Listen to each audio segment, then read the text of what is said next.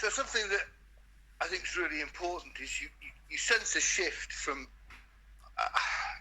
words are important. A lighter touch up until maybe 3 or 4 days ago, where suddenly there was an impact on you, a shift to realise just how serious this all is. Is that fair? Yeah. I think, yeah, sorry, you keep going. Crystallised by me for the term eating disorder, which you now, I think, own as applying to you, but up until very recently, almost wasn't applying to you. And I'm just wondering what your take is on your association with this thing called eating disorder and how it might have changed. Yeah, so I started using the term myself, and with you about 2 or 3 months ago. I think before then, we sort of euphemistically used the words like, oh, health problems, or, you know, or I just danced around it because I was really ashamed of being that, and I just thought that I had problems around food that I shouldn't have, and that I was going to fix really soon, and then it wouldn't be who I was anyway, so there was no need to identify. I don't know, there wasn't really thought. I just didn't admit to myself that that's what was going on, and I definitely didn't admit that it was a serious thing. It was just like, I kind of framed it as bad habits, and I just need to build good habits and then I'll be fine. Almost like I had an eating disorder in the past and it's left me with some bad habits, so I just need to fix those. There isn't actually a problem, it's just the remains.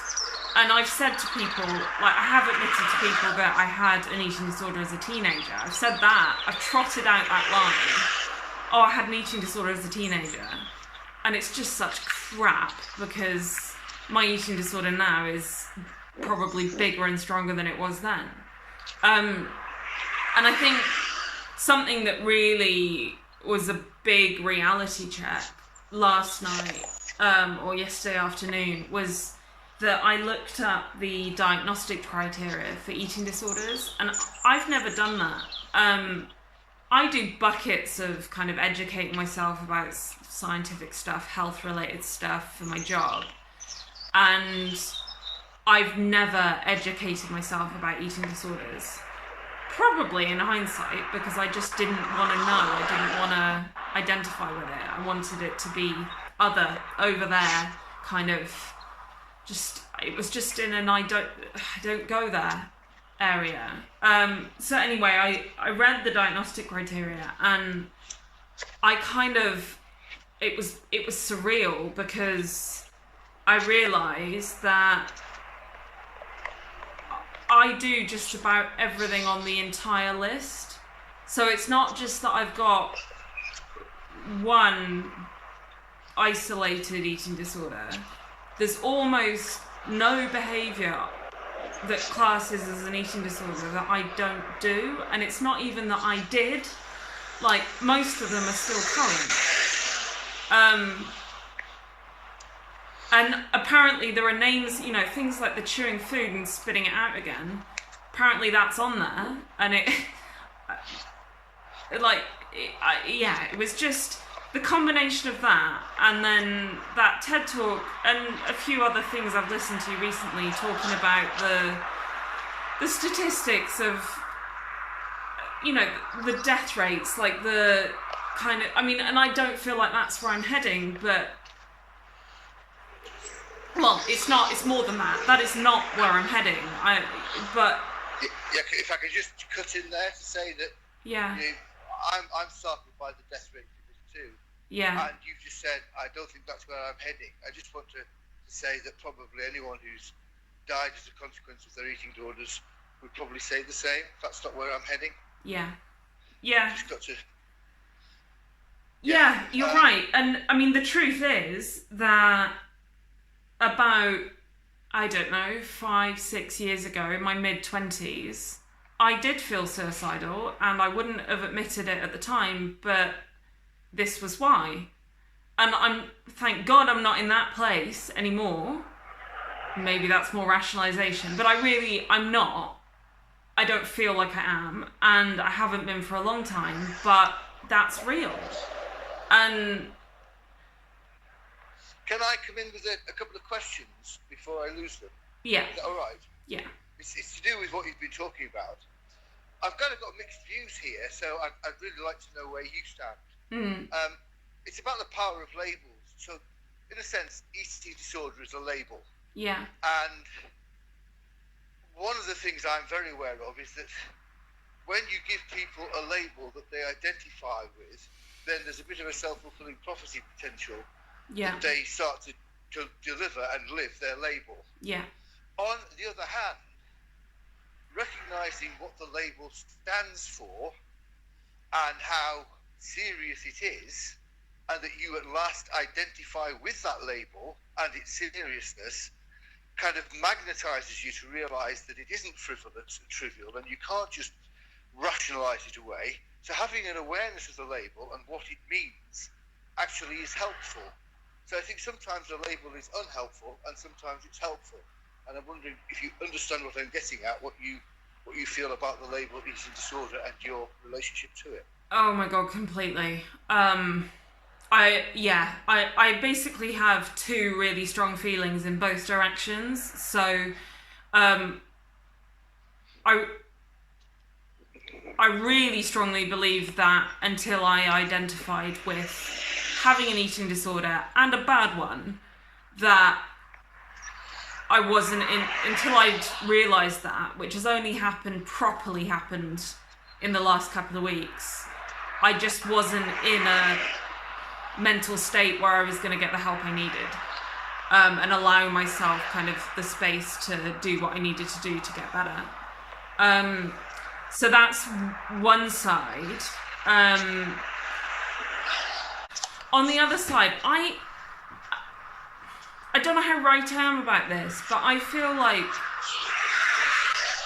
like there's more of a spectrum with eating disorders than people realise, and that it's not just you either have one or you don't, but there's a sort of, I think there might be a sort of middle ground where people have difficult relationships with food that they don't think counts as being an eating disorder, and that probably wouldn't be diagnosed as one, but that still causes them a massive personal battle that almost always goes on in secret, because they feel like they shouldn't find something like as simple as food so difficult.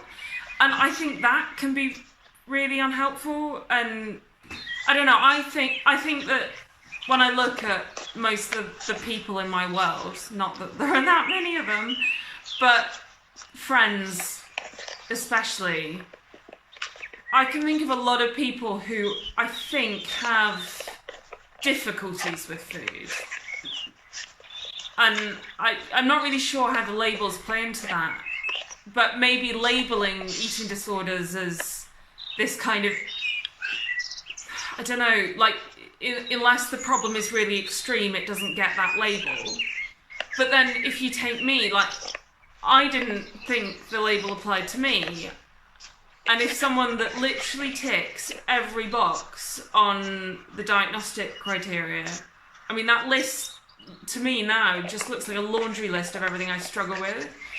Yet I still didn't think I had an eating disorder. So if I'm in that position, allowing it to completely dictate my life for 18 years, and I still don't think I have one, then how the hell do people who have less all-consuming versions of what I have ever own up to it and realise what's going on enough to actually do something about it?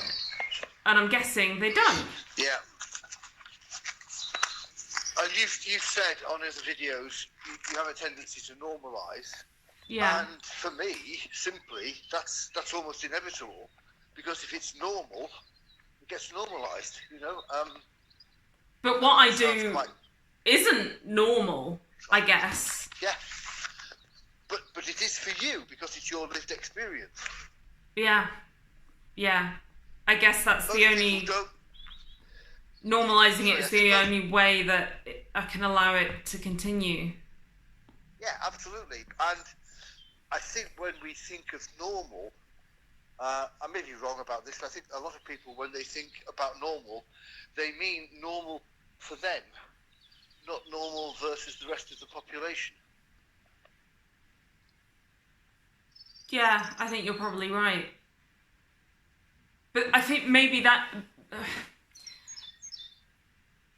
that's part of why the videos help me, because although I know you're right when you've pointed that out, in the moment when I'm doing the behaviour and then not really thinking about what it actually is and then forgiving myself straight away, I'm not thinking this is normal for me, but it's not normal for anyone else. I'm just thinking it's normal. And the more you label it as a habit, which you've referred to in your earlier part of the journey, habits are, in a sense, a really good definition of normal behaviour for that individual, because it's a habit. Yeah, and everyone has bad habits. And absolutely, everyone's, health is tricky these days. We live in a weird environment. I've just got bad habits because,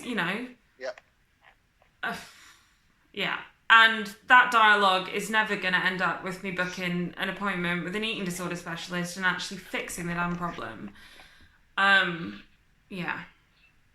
Yeah, because again, it's all about labels. It's how we use language. But if you define the problem as a habit problem, then the solution can only come from fixing the habit.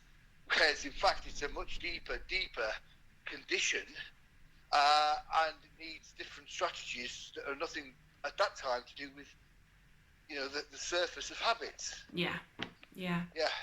Okay.